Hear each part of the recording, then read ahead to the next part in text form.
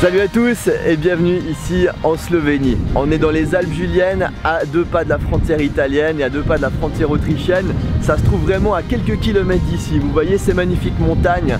Et ben là on est dans une région assez reculée de la Slovénie. Il y a pas mal de touristes slovènes qui viennent ici en été ou en hiver pour skier et en été plutôt pour la randonnée. Voilà, ça c'est les Alpes juliennes, ici à l'est de l'Europe. Et juste là derrière, un petit lac sublime avec un bleu très particulier. Et dans quelques instants, on va prendre la voiture et on va partir en direction de la rivière la Soča.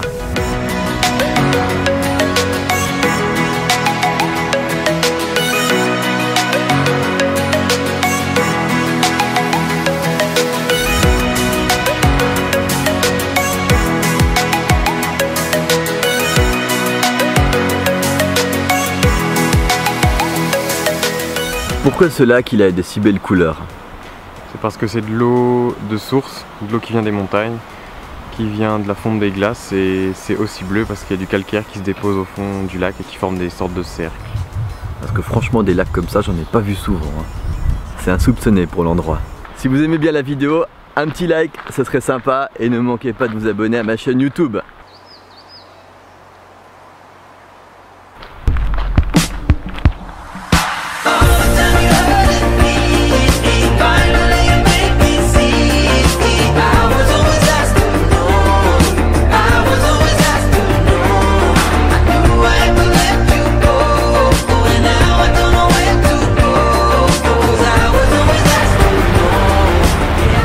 Monter un petit peu plus haut dans la vallée et juste devant nous on va retrouver le lac Jasna. La Slovénie c'est un pays relativement méconnu, je l'ai remarqué en postant des choses sur mon Snapchat. Il y a beaucoup de gens qui confondent avec la Slovaquie et il y en a d'autres carrément qui me disent mais t'es où?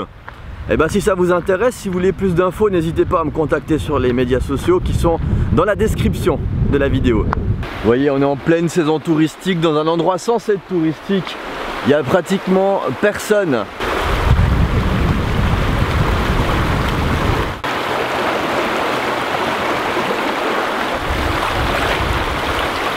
Je vous fais plonger dans la Pičnica. L'eau elle est très froide.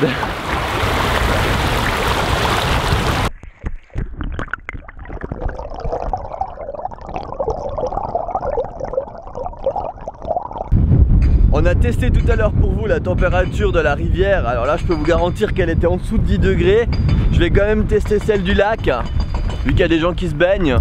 Ouais ça va, c'est quand même mieux, mais je pense que allez 15-16 grand max, hein. Je vois qu'il y a un plongeoir là-bas avec des gamins. On prend nos maillots de bain et on se jette à l'eau? Non. Trop froid? Oui, beaucoup trop froid.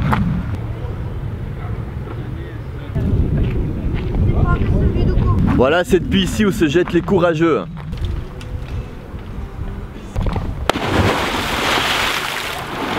Ah ben il a plongé.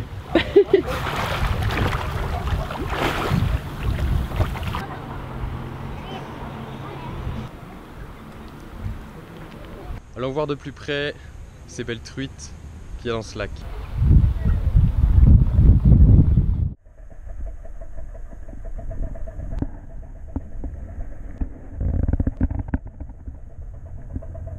C'est incroyable à quel point c'est calme par là. Alors c'est pas grandiose dans le sens c'est pas gigantesque, mais effectivement on sent ce côté alpestre qu'on pourrait retrouver en France, en Suisse ou dans le nord de l'Italie, mais il est quand même bien différent. On est dans une région qui est très peu urbanisée et pourtant on est à un certain carrefour de l'Europe. Je vous le disais tout à l'heure, la frontière italienne, la frontière autrichienne ne sont vraiment pas loin. On sent également qu'on est au croisement de plusieurs cultures.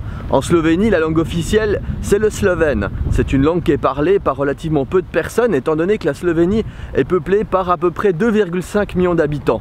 Mais pratiquement tous les Slovènes parlent une seconde langue, il n'y a aucun problème pour se faire comprendre en anglais ici. Et suivant où vous vous trouvez dans le pays, si vous êtes plus côté italien, vous trouverez beaucoup de gens qui parlent italien. Si vous êtes plus côté autrichien, vous trouverez plus de gens qui parlent l'allemand.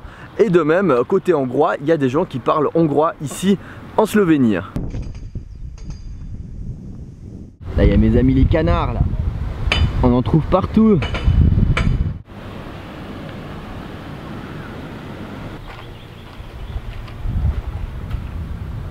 Il y a une buvette juste là. On y va? J'espère qu'il y aura des glaces.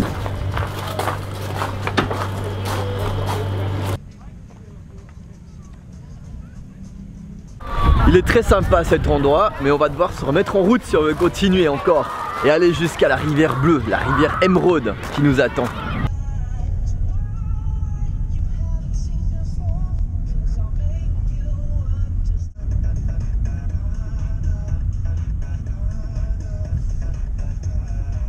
Voilà ce que ça donne lorsqu'on est à 1200 mètres d'altitude.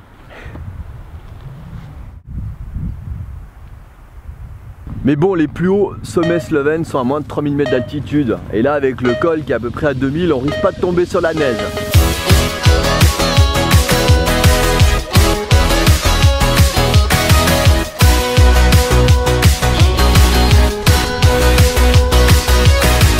On est sur le col à passer 1700 mètres d'altitude ici en Slovénie.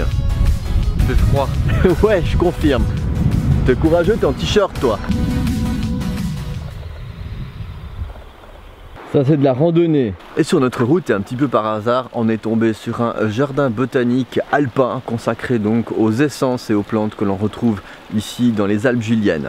Et je peux vous garantir une chose, c'est qu'on est bien les seuls à visiter ce jardin, il n'y a personne. Et ce jardin alpin, il porte bien son nom puisqu'il est vraiment sur un terrain escarpé, hein, ce qui fait sens par rapport aux plantes que l'on trouve ici, qui sont si représentatives de celles que l'on retrouve dans cette vallée et globalement dans les Alpes.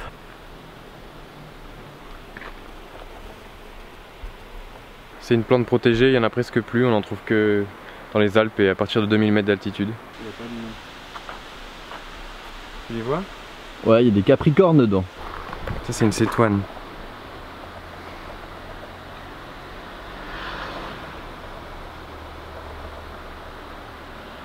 Et un Ah oui, c'est que t'as pris plein de deux capricornes là. Quand on les attrape, ils couinent.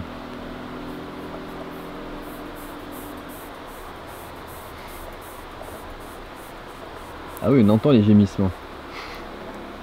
Il est pas content. Il va s'envoler. Ça c'est le mâle et ça c'est la femelle. Femelle. Tu reconnais à quoi la différence? Les antennes. C'est la femelle. C'est un chardon de montagne.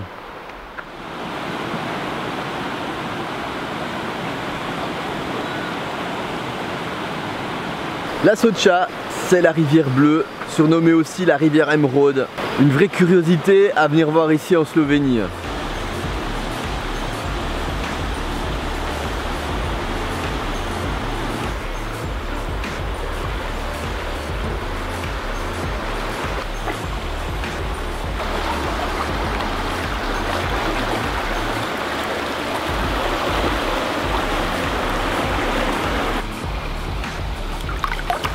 C'est juste incroyable, une couleur comme ça, vraiment l'émeraude parfaite dans une rivière de montagne, j'ai jamais vu ça, je vous recommande de venir. Cette journée de balade ici dans les Alpes juliennes en Slovénie touche à présent à sa fin avec ce magnifique décor et cette rivière Socha. Si vous avez des questions, si vous préparez un voyage à destination de la Slovénie, n'hésitez pas à m'écrire et à poser toutes vos questions, je peux que vous recommander ce pays sans réserve. Allez, merci beaucoup d'avoir suivi cette vidéo, à tout bientôt pour de prochaines aventures, à plus, ciao.